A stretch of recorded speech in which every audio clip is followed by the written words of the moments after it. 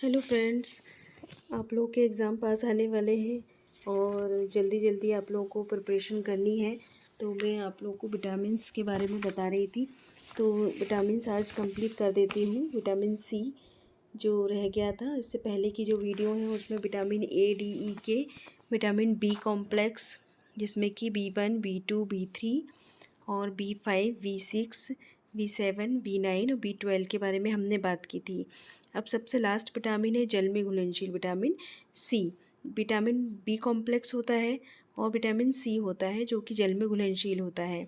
तो हॉलकट ने vitamin C की खोज की और ये जल में घुलनशील, सफ़ेद रवेदार और आँख के प्रति अस्थिर होते हैं। मतलब आप अगर इसको ज़्यादा हीट हो जाएगी तो ये नष्ट हो जाएंगे। धूप की रोशनी में स्थिर रहते हैं परंतु तरल अवस्था में ये नष्ट हो जाते हैं।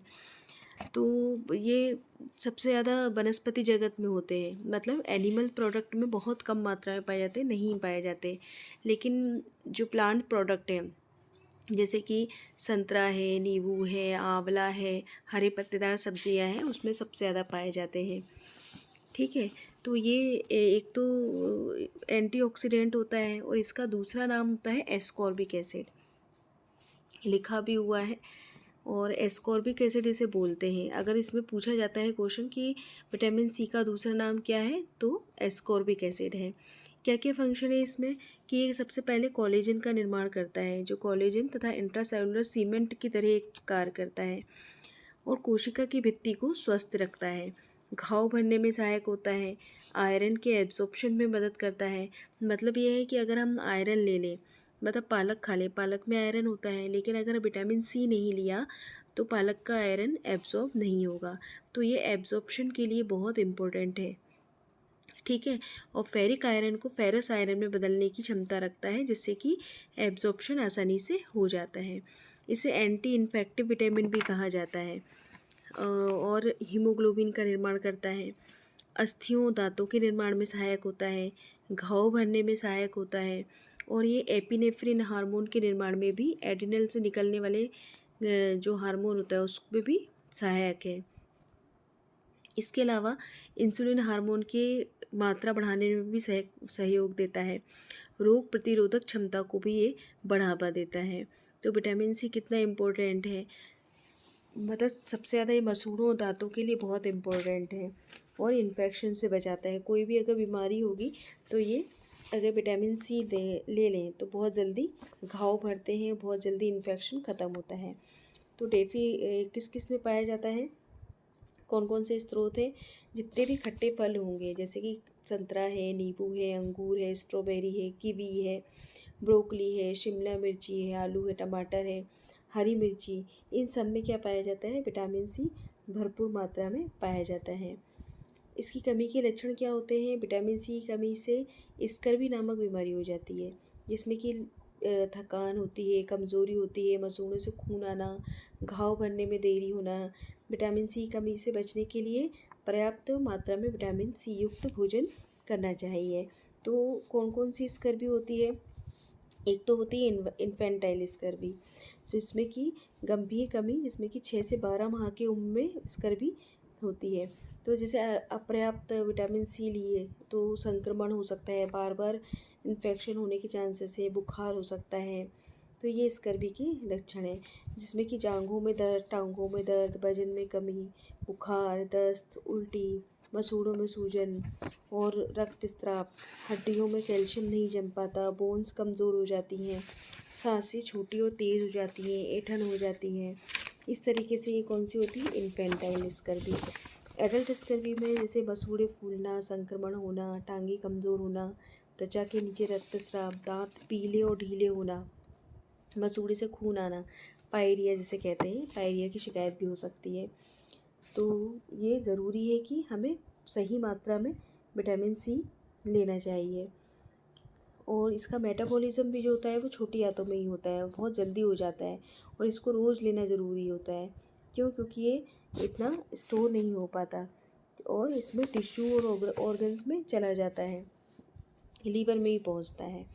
तो क्या क्या रिक्वायरमेंट होती है इसकी, एक तो होती है एडल्ट मैन में 18 से ऊपर के 80 milligram per day, adult woman में 65 milligram per day, pregnant woman में 80 milligram per day, lactating mother में 115 मिलीग्राम पर डे, क्योंकि उस समय बहुत ज़रूरी होती है मात्रा।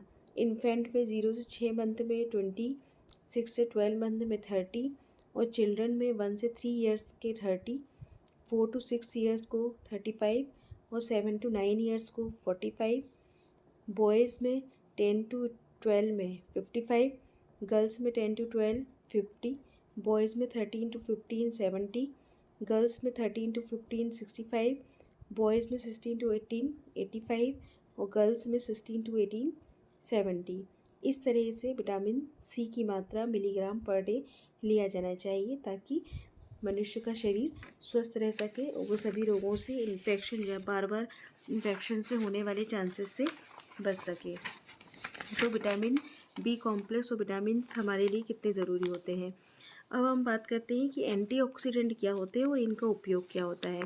एंटीऑक्सीडेंट वे अणु होते हैं जो दूसरे अणुओं के ऑक्सीडेशन को रोकते हैं, या ये कोई पदार्थ नहीं होता बल्कि अनेक पदार्थ एंटीऑक्सीडेंट की तरह कार्य करते हैं। जैसे विटामिन्स हैं, मिनरल्स हैं और दूसरे कई पोषक तत्व होते हैं, जैसे बीटा कैरोटीन है, ल्यूटिन है, लाइकोपिन है, फ्लेवोनोइड्स है ना। ये जो होते हैं एंटीऑक्सीडेंट हमारे लिए ज़रूरी होते हैं। इसके अलावा मिनरल्स, सेलेनियम भी एक एंटीऑक्सीडेंट की तरह कार्य करता है। विटामिन है, विटामिन सी, विटामिन ई, तीनों ही एंटीऑक्सीडेंट के रूप में हमारे शरीर में भूमिका निभाते हैं, क्योंकि हमारे शरीर में बहुत सारी क्रियाएं होती है दोस्तों। खाना खाने के बाद उसका पाचन होता है, अवशोषण होता है, मेटाबॉलिज्म होता है। तो ये तय होता है कि इन पदार्थों में से कितना इस्तेमाल होगा, कितना स्टोर किया जाएगा, और इस पूरी प्रक्रिया में कोई भी पदार्थ अगर व्यर्थ पदार्थ बनता है, जो वेस्ट है, उसको शरीर से बाहर निकाल दिया जाता है। तो एंटीऑक्सीडेंट उनके साथ क्रिया करके शरीर को उनसे होने वाले नेगेटिव इफेक्ट से बचाते हैं। एंटीऑक्सीडेंट मतलब ये है कि जो भी अपने वेस्ट प्रोडक्ट बनेंगे वो कोई नेगेटिव इफेक्ट ना करे, इसलिए एंटीऑक्सीडेंट क्या करते हैं, उस नेगेटिव इफेक्ट से हमें बचाते हैं। तो एंटीऑक्सीडेंट कई पदार्थों में पाए जाते हैं, लेकिन ताज़े फल और हरी सब्जियों में बहुत प्रचुर मात्रा में पाए जाते हैं। ये फ्री रेडिकल को हटाकर बॉडी की सफाई करते हैं। फ्री रेडिकल क्या होते हैं, हमारे शरीर में सेल के निर्माण में सहायक होते हैं, तो परंतु कुछ ही बैक्टीरिया की वृद्धि कुछ करते हैं। यदि ये अधिक हो जाए तो हमारी सेल्स को नष्ट करने लगते हैं, जिससे हमारी कार्य क्षमता घटने लगती है और बीमारियां हो जाती हैं। तो ये एंटीऑक्सीडेंट बहुत फ़ायदेमंद है। एंटीऑक्सीडेंट इन बैक्टीरिया को नष्ट करके हमारी बॉडी को स्फूर्तिवान, रोग मुक्त और संक्रमण से बचाते हैं। तो दोस्तों ये होते हैं एंटीऑक्सीडेंट, और सभी विटामिन्स के बारे में मैंने आपको बताया। तो आप लोग अगर वीडियो पसंद आई हो तो ज़रूर लाइक और सब्सक्राइब कीजिए जिसने नहीं किया है, और फिर मिलते हैं हम अगली वीडियो के साथ। Thank you so much.